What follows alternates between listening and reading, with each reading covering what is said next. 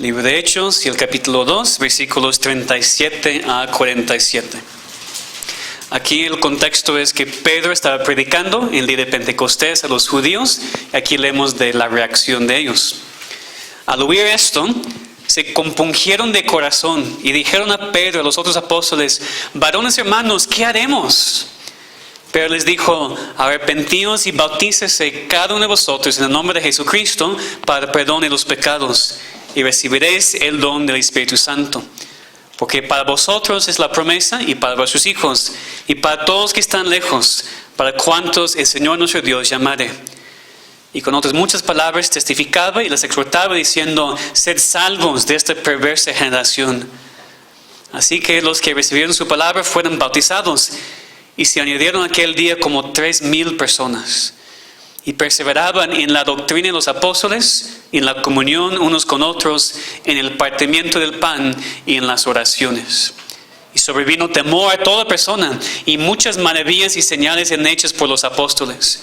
Todo lo que habían creído estaban juntos y tenían en común todas las cosas, y vendían sus propiedades y sus bienes, y lo repartían a todos según la necesidad de cada uno. Y perseverando unánimes cada día en el templo, y partiendo el pan en las casas, comían juntos con alegría y sencillez de corazón, alabando a Dios y teniendo favor con todo el pueblo. Y el Señor añadía cada día a la iglesia los que habían de ser salvos.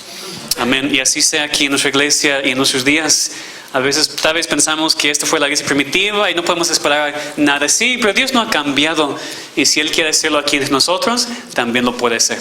Y por eso oramos. Vamos a orar que Dios nos ayude a entender su palabra en esta prédica. Padre, muchas gracias te damos por la oportunidad de seguir estudiando tu palabra. Te pedimos que nos des oídos preparados para oír, corazones abiertos para recibir tu palabra, que nos enseñes a través de tu palabra y en el poder del Espíritu Santo. Te pedimos en nombre de Cristo. Amén. Históricamente, la iglesia reformada ha hablado de 2 o 3 marcas de una iglesia verdadera: la fiel predicación de la palabra de Dios y la fiel administración de los sacramentos, que son el bautismo y la cena del Señor. Algunos también incluyen la fiel administración de la disciplina, que creo que también es un tema muy importante para la iglesia local. Hasta ahora, en nuestra serie de lo que creemos como iglesia, hemos estudiado las doctrinas de la gracia. Las doctrinas que resumen lo que creemos y lo que predicamos en cuanto a la salvación. Ahora vamos a tocar el tema de los sacramentos y más adelante vamos a ver el tema de la membresía y la disciplina. Entonces, para que ustedes vean que estamos enfocándonos en esos primeros mensajes en la serie, en cuanto a lo que creemos, en las marcas de una iglesia verdadera, lo que predicamos y ahora los sacramentos. Quiero que veamos que estamos siguiendo la Biblia primero en cuanto a lo que creemos. Pero también es importante reconocer que estamos, sin duda, firmemente en la línea de las creencias históricas de la iglesia reformada a través de los siglos. Que las cosas más importantes que creemos, las doctrinas fundamentales y primarias, no son nada que estamos inventando nosotros, sino que estamos en la línea de esos hombres de Dios, iglesias cristianas que Dios ha usado a través de los siglos. Oramos que Dios nos permite ser fiel a su palabra y a su doctrina también en el siglo XXI. Entonces, después de entender lo que debería ser predicado en la iglesia, que son las doctrinas de la gracia, también tenemos que ver el tema de la fiel administración de los sacramentos, que son el bautismo y la cena del Señor. Vemos esos 2 sacramentos en la vida de la iglesia primitiva aquí en Hechos 2. Leímos de la respuesta de Pedro a los judíos en este capítulo, versículo 37. Arrepentíos y bautícese cada uno de vosotros en el nombre de Jesucristo. Entonces vemos el bautismo desde el principio. Y después leemos este pasaje de los cristianos perseverando, dice, en el partimiento del pan, que se refiere a la cena del Señor. ¿Cómo sabemos? Porque dice la comunión, entonces es ir a la casa y comer y comer, y el partimiento del pan. Eso fue la cena del Señor. Entonces vemos que estamos siguiendo lo que dice la Biblia y siguiendo lo que hizo la iglesia primitiva en cuanto a seguir esos 2 sacramentos. Ahora, empecemos con la definición de un sacramento. Porque si vamos a tocar el tema de lo que creemos en cuanto a los sacramentos, la primera pregunta es, ¿por qué usamos la palabra sacramento? ¿Verdad? ¿No es un sacramento algo católico romano? Definitivamente no. El hecho de que la Iglesia Católica Romana usa una palabra, en este caso con muchos otros mal usa una palabra, no significa que pertenece a ellos. No hay ningún problema con la palabra sacramento. Se refiere a algo sagrado, algo apartado, algo que no es común, algo que tiene un significado especial. Alguien dijo que los sacramentos son señales visibles de las verdades del Evangelio y funcionan como ayudas visibles para la adoración espiritual. De hecho, en la Confesión de Westminster que nosotros usamos, leemos esa definición, que ustedes pueden ver en sus hojas. Por eso les di las hojas con todas esas citas para que puedan seguir conmigo también. Dice, los sacramentos son señales y sellos santos del pacto de gracia, instituidos directamente por Dios para representar a Cristo a sus beneficios y para confirmar nuestra participación en Él y también para establecer una distinción visible entre aquellos que pertenecen a la Iglesia y el resto del mundo y para comprometerlos solemnemente al servicio de Dios en Cristo conforme a su palabra. En resumen, los sacramentos son medios de gracia. Y recuerden que medio de gracia no se refiere a la gracia que salva, sino a la gracia diaria que cada cristiano necesita. Entonces, un medio de gracia es una manera que Dios usa a través de su palabra para darnos la gracia que necesitamos para seguir creciendo y seguir en el camino de Dios, para recibir los beneficios de la obra de Cristo por nosotros. Esos son los sacramentos. Ahora vamos a considerar cada sacramento. Son dos. Primero vamos a ver el bautismo. En el primer culto de hoy tuvimos el bautismo de 6 personas. Después en la prédica consideramos lo que el bautismo simboliza. No voy a repetir todo, pero recuerden, el bautismo simboliza nuestra unión con Cristo en su muerte y resurrección. Simboliza el lavamiento de nuestros pecados. Simboliza la regeneración y derramamiento del Espíritu Santo. Y simboliza nuestra identificación con Dios. Obviamente la identificación de Dios con nosotros. Porque no es algo que ofrecemos a Dios, sino que el bautismo es la señal y el símbolo de lo que Dios ha hecho en nosotros. Y en la iglesia cristiana casi todos están de acuerdo con esas verdades. Realmente no hay mucho debate en cuanto a eso. El debate entra cuando empezamos a hablar de los modos o los sujetos del bautismo. Es decir, quién debe ser bautizado y cómo debe ser bautizado. Así empieza el debate. Yo no voy a hablar hoy de cada perspectiva, cada controversia en cuanto al bautismo. No tenemos tiempo. Creemos que el bautismo es en el nombre del Padre, del Hijo, del Espíritu Santo. Creemos que es por agua, es lo más importante. Lo que vamos a considerar aquí en este tiempo son 2 controversias grandes en la historia en cuanto al modo y los sujetos del bautismo. El tema de los modos ya apenas estudiamos como iglesia la semana pasada. Entonces voy a hablar nada más muy brevemente del tema, pero si alguien no estaba, quiere más información, yo puedo darles lo que estudiamos, podemos platicar sin ningún problema si todavía hay una confusión en cuanto al tema. Pero básicamente son 3 modos por los cuales el bautismo es normalmente realizado, o la inmersión, el derramamiento o la aspersión. Creemos nosotros que cada uno de esos modos es válido, porque cada uno se hace con agua, cada uno se hace en nombre del Padre, del Hijo y del Espíritu Santo, y cada uno simboliza una parte de la salvación. Entonces la inmersión simboliza muy bien la muerte y resurrección con Cristo. El derramamiento simboliza muy bien el derramamiento del Espíritu Santo en la salvación, y la aspersión simboliza muy bien que somos rociados con la sangre de Cristo. Entonces cada modo es apropiado, cualquier modo es apropiado, porque cada uno simboliza otra parte, otra faceta de la salvación. También la palabra traducida bautismo o bautizar en la Biblia no siempre se refiere a la inmersión, sino que normalmente habla de lavar. A ver, los lavamientos ceremoniales del Antiguo Testamento que normalmente fueron realizados por derramamiento o por aspersión. Entonces es un asunto de conciencia de cada persona y cada iglesia local en cuanto a cuál modo va a usar. En nuestra iglesia, en nuestra denominación, damos la libertad para usar cualquiera de los tres modos que sea más conveniente para la iglesia local. Y en nuestro caso, con nuestra convicción de que los bautizos deben ser parte del culto, como hicimos hoy, usamos la aspersión como el modo de nuestros bautizos. Es todo lo que voy a decir ahora en cuanto a los modos. La controversia más grande en la historia ha sido en cuanto al tema de los sujetos del bautismo. ¿Quiénes deberían ser bautizados? Desde el principio voy a decir que eso es un debate que ha existido por siglos. Y pues ustedes pueden entender cuán imposible es tratar plenamente con el tema en un solo mensaje. Lo hemos estudiado en el pasado y por eso otra vez si terminamos y todavía tienes dudas, podemos platicar, puedo darles lo que hemos estudiado antes, podemos platicar sin ningún problema. Por el momento, nada más voy a explicar las dos perspectivas. La primera perspectiva es la de bautizar a los infantes de los padres, o por lo menos un padre cristiano. Que esos hijos también deberían recibir la señal del pacto y ser bautizados en su infancia.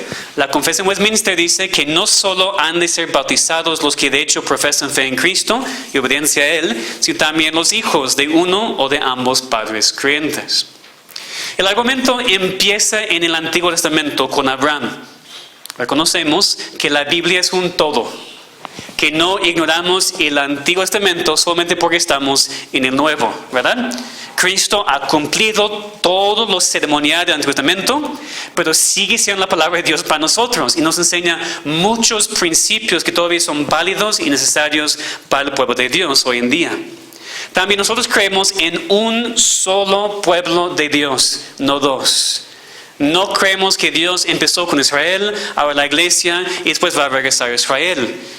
El pueblo de Dios es el mismo desde Adán hasta la última persona salva en la historia. Sin duda Dios obró en diferente administración antes de la venida de Cristo.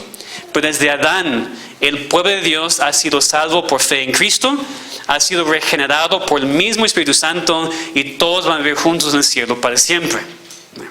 Con esto en mente, leemos en Génesis 17, si pueden ir conmigo. Génesis 17, del mandamiento de Dios a Abraham a circuncidar a sí mismo y a sus hijos y siervos como señal del pacto que Dios estaba haciendo con él. Génesis 17, vamos a leer versículos 1 y 2, 7 y 10. Génesis 17, empezando con versículos 1 y 2.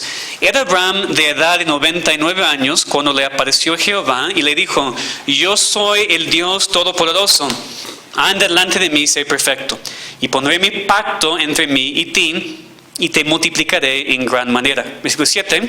Y estableceré mi pacto entre mí y ti, y tu descendencia después de ti en sus generaciones, por pacto perpetuo, para ser tu Dios, y el de tu descendencia después de ti. Y también el versículo 10, este es mi pacto, que guardares entre mí y vosotros y tu descendencia después de ti, será circuncidado todo varón de entre vosotros. Entonces la señal del pacto era la circuncisión. Y Dios mandó que cada persona que era parte de su pueblo tenía que recibir la señal externa. Obviamente, la circuncisión no era garantía de la salvación, ¿verdad? Por ejemplo, Ismael fue circuncidado, no fue salvo. Pero era la señal externa de que una persona pertenecía externamente al pueblo de Dios. Entonces, más adelante los profetas profetizaron de un nuevo pacto con un enfoque en el corazón, en el corazón circuncidado, un enfoque en lo interno en vez de lo externo. Y cuando llegamos al Nuevo Testamento, leemos, por ejemplo, en Gálatas 3:14, que Dios nos redimió para que en Cristo Jesús la bendición de Abraham alcanzase a los gentiles, a fin de que por la fe recibiésemos la promesa del Espíritu. En el mismo capítulo, en Gálatas 3, versículo 16, dice que las promesas hechas a Abraham y a su descendencia se referían a Cristo, la simiente, la mujer. Dice, no se refiere a simientes como a muchos, sino una simiente que es Cristo. Y leemos en versículo 7 de este mismo capítulo que nosotros somos hijos espirituales de Abraham por medio de la fe. Y entonces tiene todo sentido que todavía hay una señal para el pueblo de Dios. Hay una señal para los que son de la descendencia, ahora espiritual, de Abraham. Pero ya que Cristo vino y murió, no es una señal sangrienta como la circuncisión. La sangre ya ha sido derramada por Cristo. Ahora es una señal sin sangre, es el bautismo. El Nuevo Testamento muestra claramente que el bautismo fue entendido como la señal de Dios para su pueblo, una señal de identificación. Y si la circuncisión era para todo el pueblo de Dios, adultos y niños, entonces está mismo.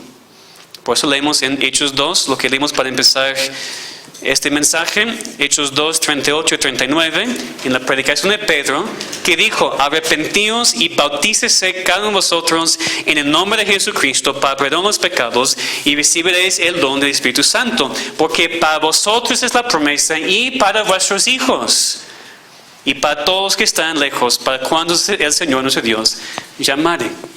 Entonces, esta es de manera muy básica y muy breve la posición de los paedobautistas, los que creen que se deben bautizar a los infantes de padres creyentes, que como hijos del pacto también reciban la señal y el sello del pacto. Y quiero enfatizar, para ser muy claro, que los cristianos que tienen esta posición no creen que este bautismo salve. No creen que este bautismo garantice la salvación. Es la confusión de muchos, porque la Iglesia Católica Romana también bautiza a los infantes, ¿verdad? Pero ellos dicen que es parte de la salvación, que el bautismo de un infante quita su pecado original, para que después no tenga que preocuparse por los pecados que comete. Esta no es para nada la posición cristiana y reformada. Los que abracen correctamente esta posición reconocen que todavía necesitan predicar la palabra de Dios a sus hijos, que necesitan ser salvos. Que aunque hay beneficios enormes para los niños que han sido bautizados y que crecen en un hogar cristiano, de todos modos Dios tiene que hacer la obra en su tiempo y por su gracia de salvar al niño. Entonces no estamos creyendo para nada que este bautismo salve. Esos niños entonces crecen dentro de la iglesia como parte de la iglesia. Obviamente no son miembros plenos, en el sentido que pueden votar o enseñar, no toman la cena hasta que puedan cumplir con el requisito de 1 Corintios 11 y discernir el cuerpo de Cristo, entender lo que están haciendo. Pero son parte del cuerpo visible de Cristo en la iglesia local y crecen con los beneficios y las bendiciones que esto conlleva. Esta ha sido una creencia aceptada en la iglesia cristiana, en la iglesia reformada, por siglos.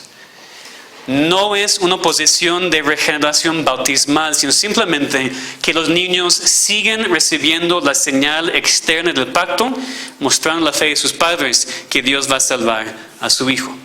Es la primera posición. La otra posición en cuanto a los sujetos del bautismo es la creencia de solamente bautizar a aquellos que han hecho una profesión creíble de fe. Solamente bautizar a personas que por sus palabras y por sus vidas muestran que han sido salvados y transformados para siempre. El argumento es que es lo que encontramos en el Nuevo Testamento. Que en el nuevo pacto, después de la vida, muerte y resurrección de Cristo, que lo que vemos es diferente. Un autor lo expresa así: si en el Antiguo Testamento toda la simiente física de Abraham había de ser circuncidada, ¿verdad? Entonces en la edad de cumplimiento, todos los que son de la simiente verdadera de Abraham han de ser bautizados. ¿Y quiénes son? El Nuevo Testamento da una respuesta clara: los que son de fe, esos son hijos de Abraham, Gálatas 3:7. El punto es que así como los hijos físicos de Abraham, los judíos, tenían que ser circuncidados, así también todos los hijos espirituales de Abraham en el nuevo pacto tienen que ser bautizados. Y para es muy claro que son hijos por fe, que tienen que expresar su fe antes de recibir esta señal externa. Entonces la señal física de la circuncisión era para Israel, una nación, un grupo étnico de personas, para mostrar que pertenecía a Dios. La señal externa del bautismo es también para mostrar quién pertenece a Dios. En el nuevo pacto son hijos espirituales, no son hijos físicos. Hay otros argumentos también, por ejemplo, que no leemos el bautismo infante en el Nuevo Testamento, otros argumentos, pero eso es básicamente la posición de aquellos que creen solamente bautizar a los que hacen una profesión creíble de fe en Cristo. ¿Sí? Ok, entonces, a través de los siglos, los cristianos históricamente se han dividido en diferentes iglesias y denominaciones dependiendo de cuál posición afirman. Por ejemplo, si crees en solamente bautizar a los creyentes que profesan su fe, vas a una iglesia bautista. Si crees en bautizar a los infantes también, vas a una iglesia presbiteriana. Así ha sido por siglos. Nuestra iglesia es diferente. Nuestra denominación es diferente. Aceptamos las dos posiciones de nuestra iglesia sin dividirnos. Déjenme leer lo que es nuestra declaración en cuanto al bautismo. Están sus hojas también para que puedan ver. Es el tercer párrafo. Empiezo con el tercer párrafo de la declaración adicional. Esa es la posición de nuestra denominación. Dice: admitimos en nuestra comunión a aquellos que creen que los hijos del pacto deberían recibir el bautismo, la señal y el sello del pacto de gracia. Igualmente admitimos en nuestra comunión a aquellos que creen que el sacramento del bautismo, no menos que el sacramento de la Cena del Señor, debe ser administrado solamente a aquellos que han llegado a una profesión creíble de fe personal en Cristo. Ahora brincamos al siguiente párrafo. Al tratar con este tema que por mucho tiempo ha causado divisiones amargas entre el pueblo de Dios, prometemos mantener nuestras creencias con una tolerancia amorosa y el respeto por los hermanos con quienes tenemos diferencias, estando todos nosotros unidos en rechazar el error de la regeneración bautismal. Resumiendo, nuestra posición es que esto ha sido un debate por siglos en la Iglesia de Cristo. Que buenos cristianos, piadosos hombres y mujeres de Dios han tenido diferentes opiniones en cuanto a este tema y no queremos dividirnos innecesariamente. Aceptamos las dos perspectivas dentro de la misma iglesia. No porque el tema no es importante. El tema del bautismo y quién debe ser bautizado sí es importante. Pero no queremos dividirnos por un tema que ha sido un debate por siglos entre personas que en verdad son hermanos en Cristo y van a pasar la eternidad juntos. Es lo que siempre pienso. Vamos a estar en el cielo juntos para siempre. ¿Por qué no podemos estar en la misma iglesia? Que hay suficiente división en la iglesia de Cristo de todos modos para dividirnos en cuanto al bautismo. ¿Para qué? Y ha funcionado en estos casi 70 años, más que 70 años, nuestra denominación. No siempre ha sido fácil y no somos perfectos para nada, pero sí ha funcionado. Y ha sido una bendición enorme poder tener personas con diferentes perspectivas en cuanto al bautismo en la misma iglesia y en la misma denominación. Entonces, nuestra política es aceptar las dos posiciones. En los miembros, en los mismos pastores y ancianos, tenemos diferencias de opinión. Enseñamos lo que creemos, pero damos libertad a cada persona conforme a su propia conciencia decidir ante Dios lo que debería creer y practicar. Y con esta posición yo creo con todo mi corazón que nuestra denominación tiene mucho que ofrecer a México y Latinoamérica. ¿Por qué? Porque estamos en medio de una obra de Dios en nuestro país, en nuestros países, en donde la gente está descubriendo por primera vez las doctrinas de la gracia. La doctrina reformada y bíblica que encuentra su base en la Biblia, que fue redescubierto por los reformadores. Pero muchos, y tal vez la mayoría en nuestros países que están acercándose a la doctrina reformada son credo bautistas. Ellos creen en bautizar solamente a aquellos que han hecho una profesión creíble de su fe en Cristo. Ellos no creen en bautizar a los infantes. Y por eso ellos van a iglesias bautistas. La mayoría que, aunque tal vez sanas iglesias en muchos sentidos, no han abrazado en su plenitud la doctrina reformada. En esa iglesia todavía hay mucha confusión en cuanto a la relación entre Israel y la iglesia, los sacramentos, la adoración y el gobierno.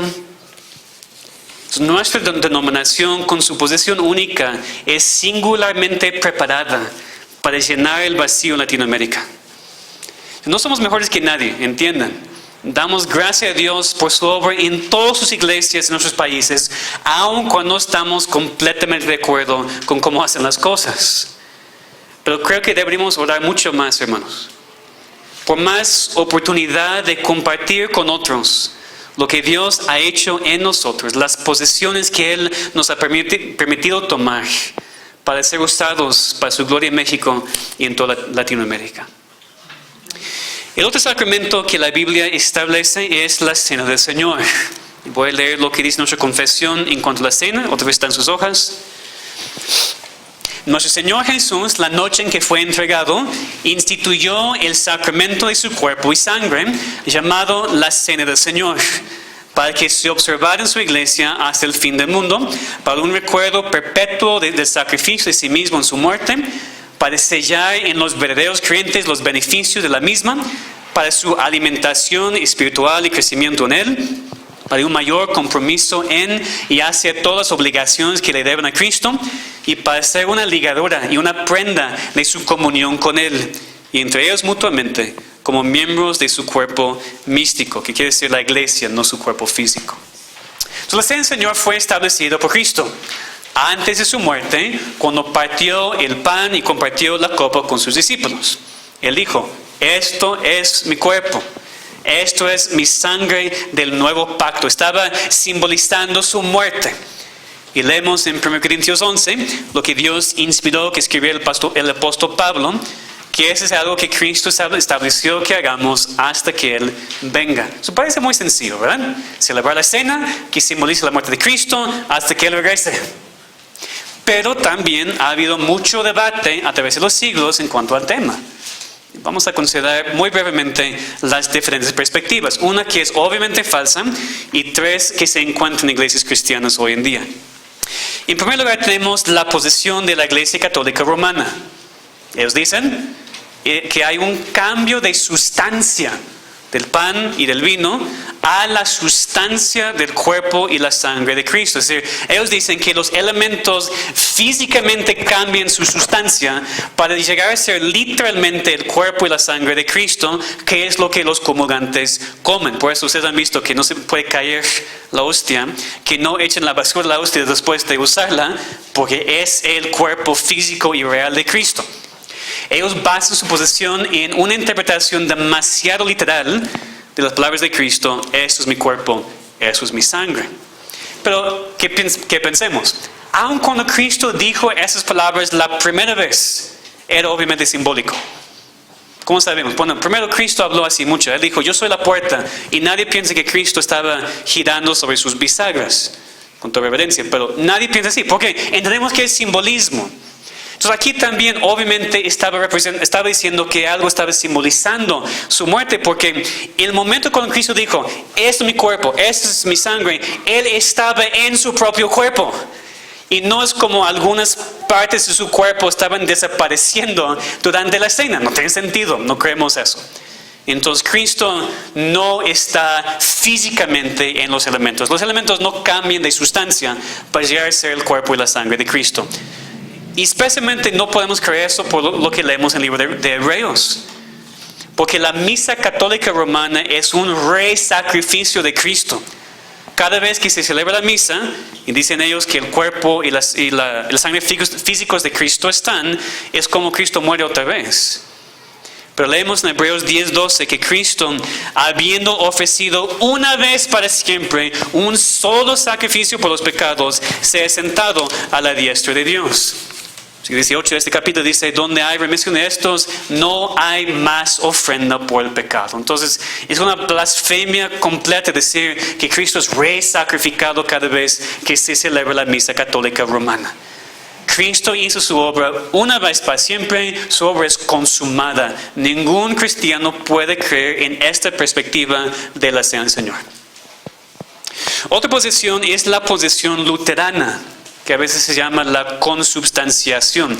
Ellos también creen en la presencia física de Cristo en la cena, pero no en el sentido de que los elementos cambien de sustancia, sino ellos dicen: el cuerpo de Cristo está arriba, abajo y alrededor de los elementos. El problema es que es una confusión de las naturalezas de Cristo. Es decir, su naturaleza divina nunca se mezcla con su naturaleza humana. Dice también los credos. El cuerpo de Cristo, su cuerpo físico, no es omnipresente. No está en todos lugares a la misma vez. Está en el cielo. ¿Okay? Entonces, el cuerpo de Cristo no puede estar aquí en el mundo, ni arriba, abajo, alrededor de los elementos en la cena del Señor. El cuerpo de Cristo está en el cielo y se queda allá hasta que Él regrese. Esa posición entonces también está equivocada. La posición más común hoy en día en las iglesias cristianas que no son reformadas es la posición histórica de Zwinglio, uno de los reformadores. Él dijo que la cena es solamente un memorial, nada más. El cuerpo de Cristo no está de ninguna manera, sino solamente simbolizado. Y mientras esto es mucho mejor que creer en la presencia física de Cristo, esta posición menosprecia lo que es la cena. No toma en serio las palabras de Cristo, esto es mi cuerpo. Y también leemos en 1 Corintios 10, 16, que el tomar los elementos, el pan y la copa, dice, es la comunión del cuerpo de Cristo. Entonces hay una participación en alguna manera, algún tipo de comunión que tenemos con el cuerpo de Cristo a través de los elementos. Entonces la posición reformada, que es la posición histórica de Calvino, nuestra posición como iglesia reformada es que creemos en la presencia espiritual de Cristo. Nuestra confesión dice, no sé si están sus hojas o no, creo que no.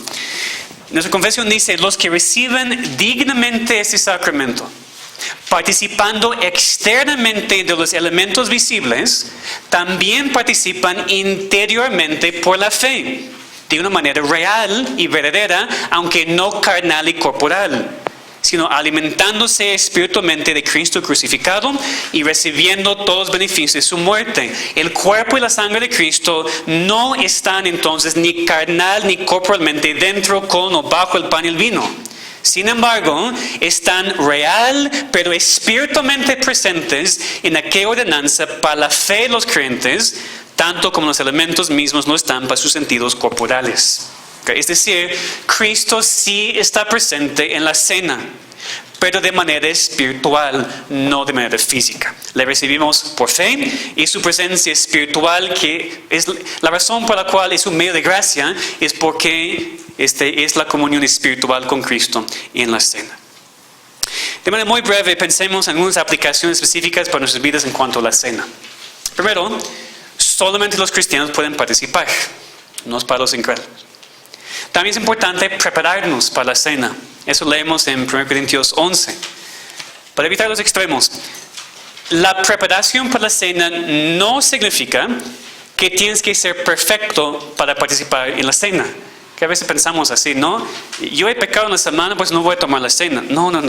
Prepárate, confiesa tus pecados y participa porque lo necesitas. Es un medio de gracia para ti. Obviamente no quieres participar mientras estás en pecado y no quieres arrepentirte, eso es muy peligroso. Por eso es disciplina cuando quitamos la cena de alguien cuando está en pecado. Pero por favor, nunca piensen, hermanos, que tiene que estar muy bien para tomar la cena. La cena es para ayudarte a estar bien. Es un medio de gracia. Confiesa tu pecado antes, arrepiéntete en verdad, después toma la cena.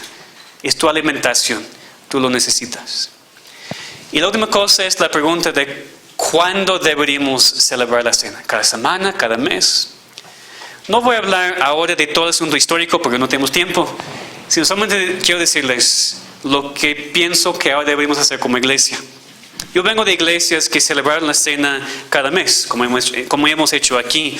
Y por casi toda mi vida cristiana ni he considerado el tema de la frecuencia, hasta hace algunos años.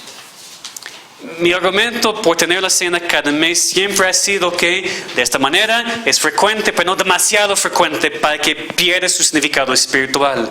Pero he estado convencido recientemente en mi propio corazón que esta perspectiva es completamente errónea. Porque la cena es alimento espiritual, es un medio de gracia. No leemos nada en la Biblia que tenemos que tener cuidado de no celebrar demasiado. No, parece que en Hechos, en la iglesia primitiva también, en los siguientes siglos, que ellos celebraron la cena cada semana. Porque reconocieron que era parte de su adoración y parte de su alimento espiritual. Eso tiene sentido, ¿no? Porque nadie que piensa en su vida diaria, pues la comida es muy rica. Es tan rica y tan especial que solamente voy a comer una vez al mes, para que la comida no pierda su significado especial para mí. ¿Alguien que piensa así? No queremos comer tanto como posible. ¿Por qué? Porque sabemos que la necesitamos. Es alimento, es sustento, es para nuestra salud. Hermanos, la cena del Señor debe de ser igual. Es alimento. Y lo necesitamos para nuestra salud espiritual. Por eso empezando probablemente el siguiente mes, vamos a empezar a celebrarla cada semana. Vamos a hacer la prueba por 6 meses, 1 año, pedir a Dios por discernimiento y sabiduría, pero creo que es correcto, que es un paso que debemos tomar como iglesia local. Yo entiendo que es una cuestión de debate también para muchos. Y quiero decir muy claramente que una iglesia que lo hace con diferente frecuencia no es ni mejor ni peor que cualquier otra iglesia. Pero sí creo que es tiempo para nosotros tomar este paso. Entonces, esto es lo que creemos en cuanto a los sacramentos. Muy brevemente, pero sencillamente es lo que creemos. Por un lado, nuestra posición es bíblica e históricamente reformada en cuanto al bautismo y la cena del Señor. Y por otro lado, somos únicos en nuestra posición en cuanto al bautismo, en aceptar las dos posiciones de nuestra iglesia para que no haya división. Aceptamos a los que bautizan a los infantes como hijos del pacto, los que solamente también bautizan a los creyentes, siempre y cuando todos están de acuerdo de que esto no salva. Ni bautismo de un infante, ni bautismo de un adulto no salva. Es una señal, es un sello del pacto de gracia. Que Dios nos enseñe más y más la importancia de los sacramentos y que sean en verdad medios de gracia para nosotros y para nuestra iglesia. Vamos a orar. Gracias, Señor, por tu ayuda en estas horas, en este día, por lo que hemos aprendido, por la fortaleza espiritual que hemos recibido. Te pedimos ahora que podamos aplicar tu palabra a nuestras vidas en la semana. Ahora cuando regresamos a nuestras casas, cuando empezamos con nuestros trabajos mañana, te pedimos que la palabra de Dios no sea solamente algo que está en nuestras mentes, sino que otros puedan ver que somos diferentes. Ayúdanos a ser hacedores de la palabra y no solamente oidores. Te pedimos, Señor, que bendigas a tu pueblo, que nos fortalezcas, que nos ayudes mientras intentamos a seguir en tu palabra, mientras intentamos a seguir en tu camino, para que te sirvamos, para que te obedezcamos y para que te glorifiquemos. Te pedimos en el nombre de Cristo. Amén.